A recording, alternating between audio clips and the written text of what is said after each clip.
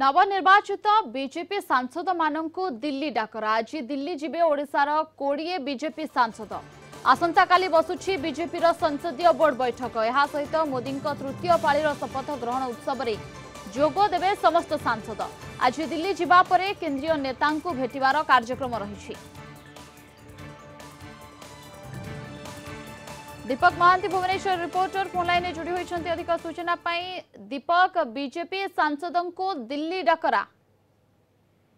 देखो प्रियंका प्रथम थर जो 20 जन सांसद निर्वाचित होती ओडिशा प्रथम थर से दिल्ली गस्त कर केंद्रीय नेतृत्व शीर्ष नेतृवृंद सहित भेटभाट करेंगे, आलोचना करेंगे और सरकार जो जाऊँच 8 तारीख जो मोदी भी जो शपथ ग्रहण करेंगे से उपस्थित रे।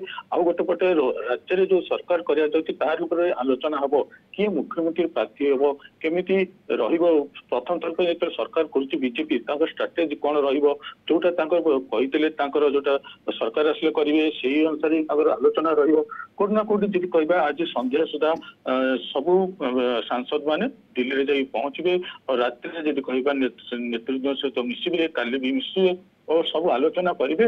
उभय केंद्र और राज्यर जोटा पूर्व जोटा आलोचना जोटा रही लोक पहुंचे जेहतु सरकार कर प्रथम थर बहुत उत्साहित भी अच्छा मुख्यमंत्री जो प्रार्थी के मुख्यमंत्री तार ऊपर आलोचना रहा।